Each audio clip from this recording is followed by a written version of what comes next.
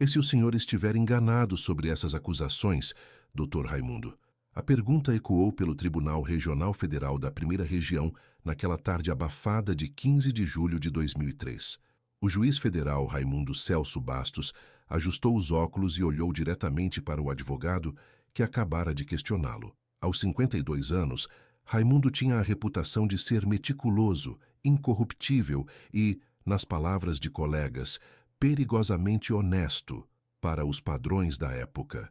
O gabinete no 8º andar do prédio, na Asa Sul, ainda guardava o cheiro forte do café que ele tomara às pressas pela manhã. Pilhas de processos se empilhavam sobre a mesa de mogno, e a vista da janela mostrava o movimento constante da W3 Sul sob o calor típico do Cerrado em pleno inverno seco. Brasília respirava tensão política naqueles dias. O primeiro governo Lula enfrentava seus primeiros escândalos, e o Congresso fervilhava com denúncias que pareciam brotar de todos os cantos. Na audiência que terminara minutos antes, Raimundo havia feito algo que seus colegas consideravam imprudente. Acusara publicamente o deputado federal Evandro Meirelles de Santa Catarina de usar sua influência para desviar verbas destinadas a obras de infraestrutura no Centro-Oeste. As palavras do juiz foram diretas, sem rodeios, proferidas diante de jornalistas e advogados que enchiam a sala. Os indícios são claros, dissera Raimundo, folheando um processo volumoso. Há documentos que comprovam a participação do deputado em um esquema de superfaturamento, que desviou pelo menos 12 milhões de reais dos cofres públicos entre 2001 e 2002. A secretária Márcia Quintanilha bateu na porta do gabinete. Doutor Raimundo, o senhor tem certeza de que quer dar essa entrevista para o Jornal de Brasília hoje? Posso remarcar para a semana que vem. Raimundo negou com a cabeça, guardando alguns documentos em uma pasta de couro marrom já desgastada pelo tempo. Não, Márcia. É importante que essas informações sejam divulgadas o quanto antes. A população tem o direito de saber. Eram 17h30, quando Raimundo desceu pelos elevadores do tribunal, cumprimentando alguns funcionários que ainda circulavam pelos corredores. O segurança Antônio Carlos, que trabalhava no térreo há mais de uma década, notou algo diferente no juiz naquela tarde. Ele parecia mais tenso que o normal, lembraria Antônio anos depois. Ficava olhando para trás, como se estivesse checando se alguém o seguia. Perguntei se estava tudo bem, e ele só acenou com a cabeça, mas não sorriu como sempre fazia. O Volkswagen Passat prata de Raimundo estava estacionado na vaga reservada do subsolo. Ele colocou a pasta no banco traseiro, ligou o ar-condicionado e saiu do estacionamento às 17h45, seguindo pela L2 Sul em direção ao Lago Sul, onde morava com a esposa Conceição em uma casa simples, mas bem cuidada. A última pessoa a vê-lo foi um flanelinha na 210 Sul, próximo ao pontão do Lago Sul. Ele parou o carro ali perto das 18h15 e ficou uns 5 minutos ao telefone, contou o homem à polícia dias depois. Parecia uma conversa séria. Depois saiu andando a pé em direção ao lago e não voltou mais. O Passat permaneceu estacionado na mesma vaga por 3 dias, com as janelas abertas e a pasta de couro ainda no banco traseiro, mas vazia. Os documentos que Raimundo carregava consigo nunca foram encontrados. Conceição ligou para o tribunal na manhã seguinte, preocupada. Raimundo não havia voltado para casa, não atendia o celular, e isso era completamente fora do comum para um homem de hábitos tão regulares que chegava sempre às 19h30 para o jantar. O desaparecimento do juiz federal Raimundo Celso Bastos havia começado. Meu marido não era de fazer drama. Se ele não voltou, é porque alguma coisa muito grave aconteceu.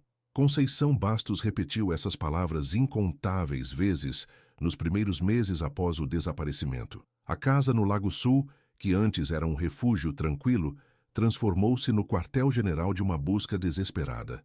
Parentes, amigos e colegas de trabalho se revezavam ali, organizando panfletagem, ligando para hospitais e indo até a delegacia cobrar respostas que nunca chegavam. O delegado responsável pelo caso, Osmar Ribeiro, parecia mais interessado em desencorajar a família do que em investigar. Olha, dona Conceição, o senhor sabe como é, né? Homem casado, às vezes, tem outras responsabilidades. Pode ser que ele tenha resolvido dar um tempo, entende? A insinuação revoltou Conceição, que conhecia o marido há 28 anos. Raimundo era um homem de rotinas fixas. Acordava às 6, tomava café com pão francês e margarina, lia 3 jornais e saía para o trabalho sempre no mesmo horário. Nos fins de semana, gostava de pescar no Lago Paranoá e cuidar do pequeno jardim nos fundos de casa. Não era homem de aventuras ou segredos. Ele nem sabia usar o caixa eletrônico direito, desabafava Conceição com a irmã. Mas como é que ia conseguir fugir e se esconder em algum lugar? Os primeiros meses foram uma montanha-russa de falsas esperanças. Um homem parecido com Raimundo foi visto em Goiânia, outro em Cuiabá. Todas as pistas se revelaram equívocos. O movimento no tribunal diminuiu gradualmente. Colegas que no início se mostravam solidários começaram a evitar o assunto e novos processos tomaram conta da rotina.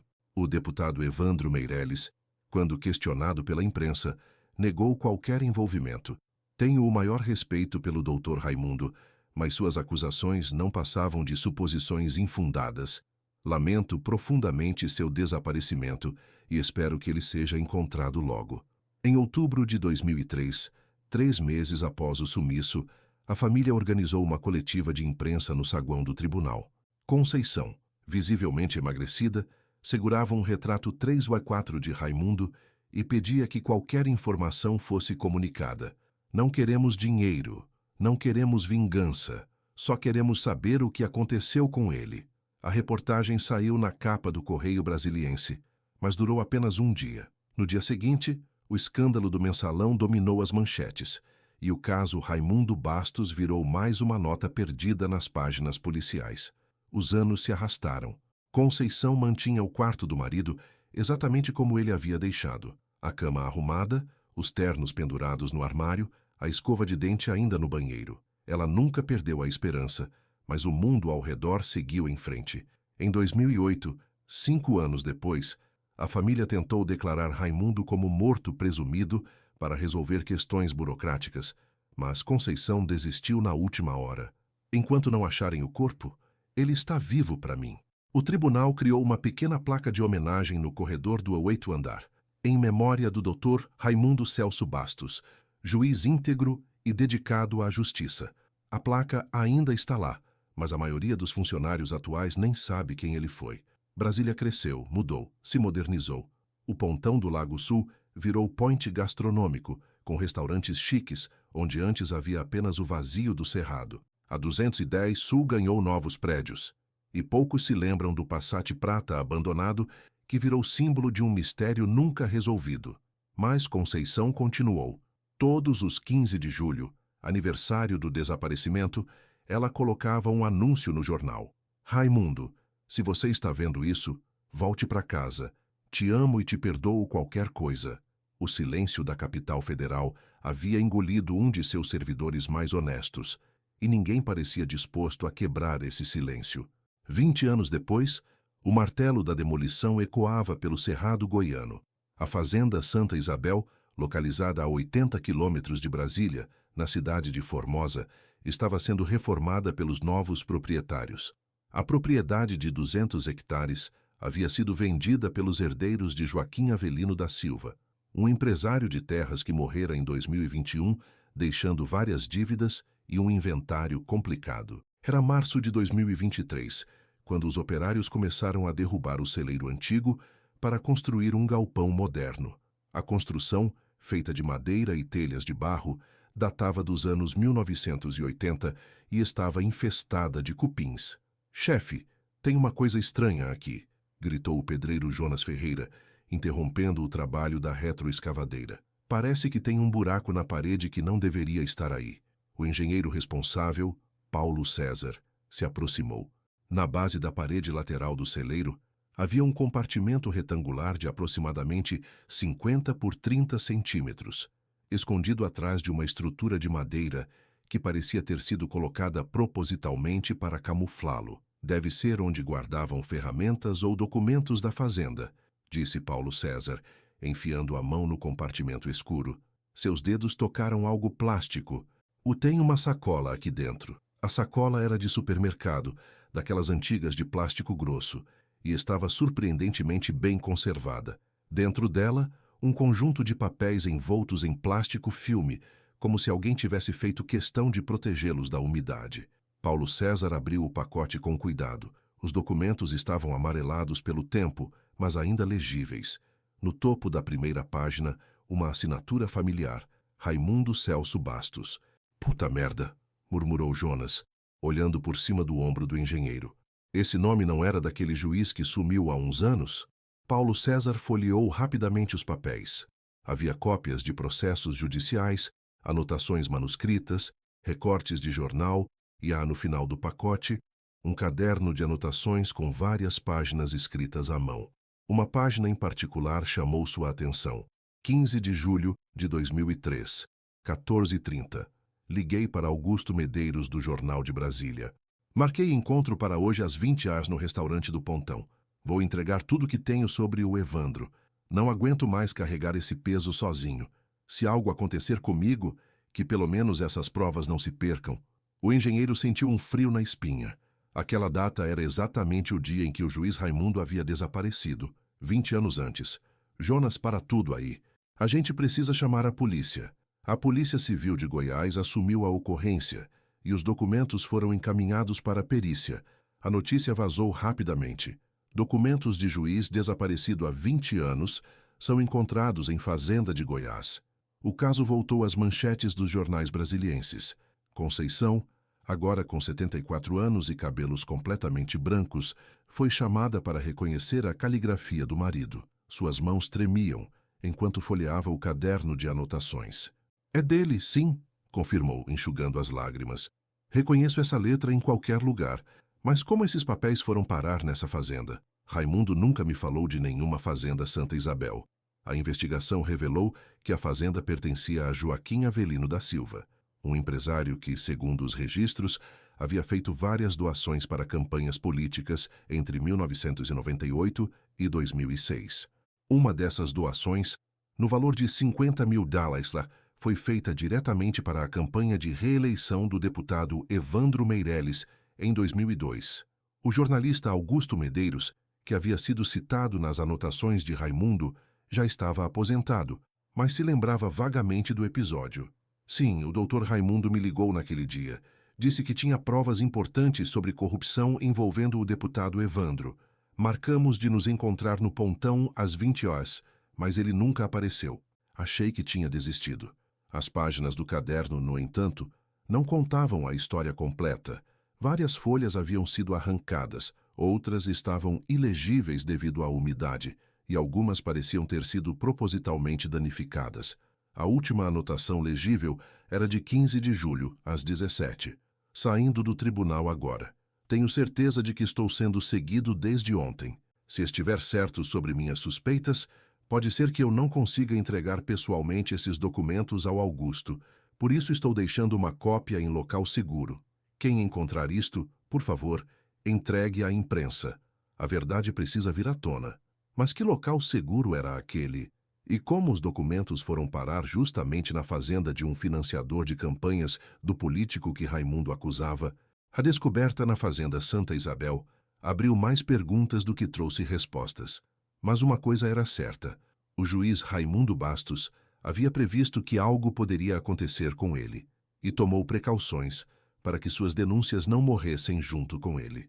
O telefonema chegou à redação do Jornal de Brasília numa terça-feira de abril de 2023, 3 semanas após a descoberta na fazenda. Alô, é da redação? Eu preciso falar sobre aquele juiz que sumiu. Tenho informações importantes. A voz era de uma mulher idosa, hesitante, mas determinada. A repórter Camila Santos, que cobria o ressurgimento do caso, marcou um encontro no centro de Formosa, na praça da Igreja Matriz. A mulher se chamava Lourdes Pereira, tinha 71 anos e havia trabalhado como doméstica na fazenda Santa Isabel entre 1995 e 2010. Suas mãos ainda tremiam quando começou a contar o que sabia. Eu nunca falei nada porque tinha medo, sabe?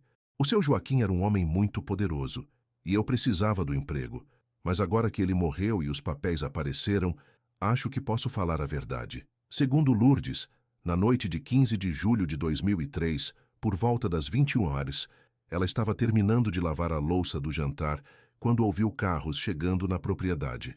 Não era incomum. Joaquim recebia visitas frequentes de políticos e empresários, mas naquela noite havia algo diferente. Eram 2 carros. Um era uma caminhonete escura, do seu Joaquim. O outro era um carro claro, menor. Fiquei curiosa porque era muito tarde para a visita de negócios. Lourdes espiou pela janela da cozinha e viu Joaquim conversando com 2 homens no pátio da fazenda. Um deles, mais baixo e de óculos, carregava uma pasta de couro. O outro, mais alto, parecia nervoso, olhando constantemente para os lados. Eles ficaram ali, conversando por uns 20 minutos. Não conseguia ouvir o que falavam, mas parecia discussão.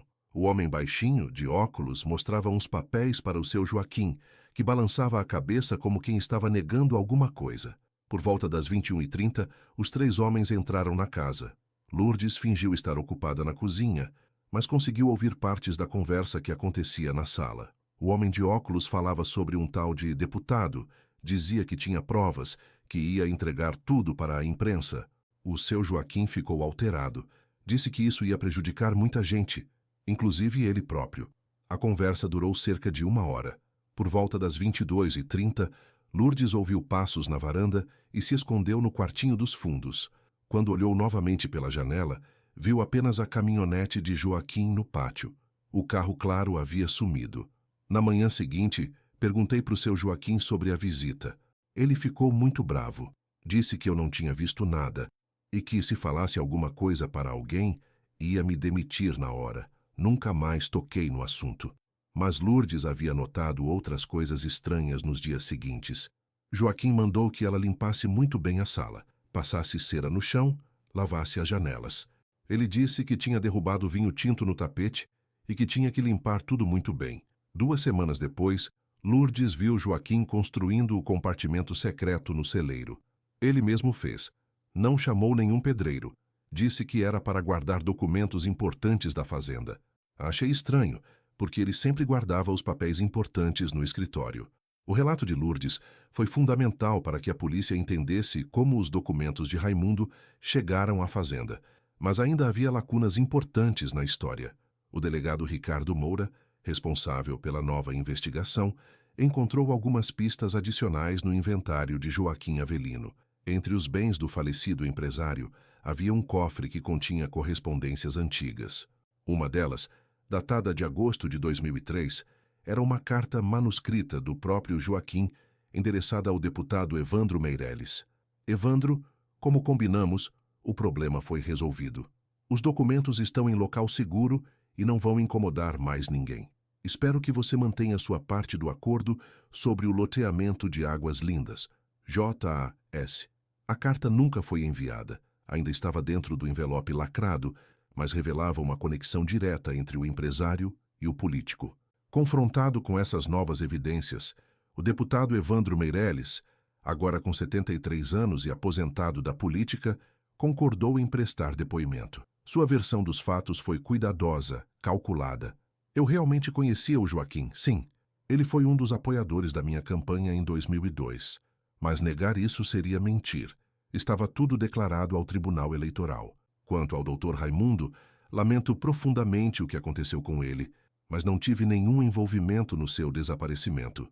Sobre a carta encontrada no cofre de Joaquim, Evandro foi evasivo. Não sei do que ele estava falando. Pode ter sido algum negócio que ele queria fazer na região, mas eu não me lembro de nenhum acordo específico.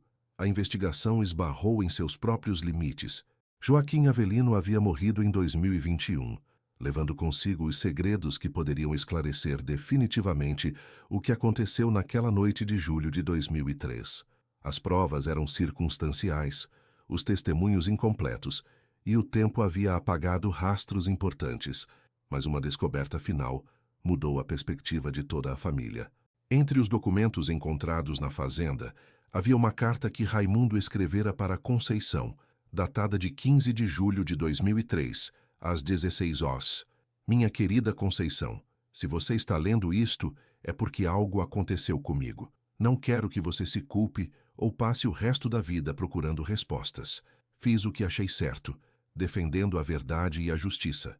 Às vezes, O preço da honestidade é alto demais, mas prefiro pagar esse preço do que viver em silêncio diante da corrupção. Te amo e quero que você seja feliz. Cuide-se sempre. Seu marido, Raimundo. Conceição leu a carta sentada no banco da praça, em frente ao tribunal, no mesmo lugar onde costumava esperar Raimundo quando iam almoçar juntos. Suas lágrimas caíam sobre o papel amarelado, mas pela primeira vez em 20 anos, ela sentia uma estranha sensação de paz. Agora eu sei que ele sabia dos riscos, disse ela à repórter Camila Santos, e escolheu fazer o que era certo mesmo assim. Isso é o que eu sempre admirei nele. O caso oficialmente continua em aberto. A Polícia Civil de Goiás classificou o desaparecimento como morte presumida por causas indeterminadas, mas admitiu que há fortes indícios de que Raimundo foi vítima de uma conspiração para silenciá-lo.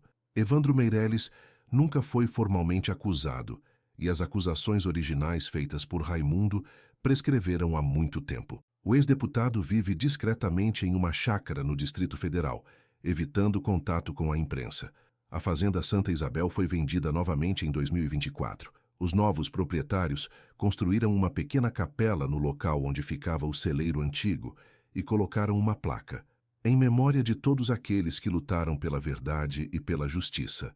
Conceição, hoje com 75 anos, finalmente conseguiu seguir em frente. Ela se mudou para um apartamento menor, próximo aos filhos, mas mantém a foto de casamento com Raimundo na cabeceira da cama. Eu sempre soube que ele era um homem íntegro, diz ela, olhando pela janela do apartamento em direção ao Lago Paranoá. Agora o Brasil inteiro sabe também. O mistério do desaparecimento do juiz Raimundo Celso Bastos talvez nunca seja completamente resolvido, mas sua história se tornou um símbolo de como a busca pela verdade pode ser perigosa e de como, às vezes, os segredos enterrados no passado encontram uma forma de vir à tona, mesmo depois de décadas de silêncio. Em Brasília, a placa de homenagem no 8º andar do tribunal foi substituída por uma maior com os dizeres Dr. Raimundo Celso Bastos, juiz federal, 1951-2003. Sua luta pela justiça ecoa até hoje. A interrogação ao lado da data permanece, mas seu legado não precisa mais de explicações.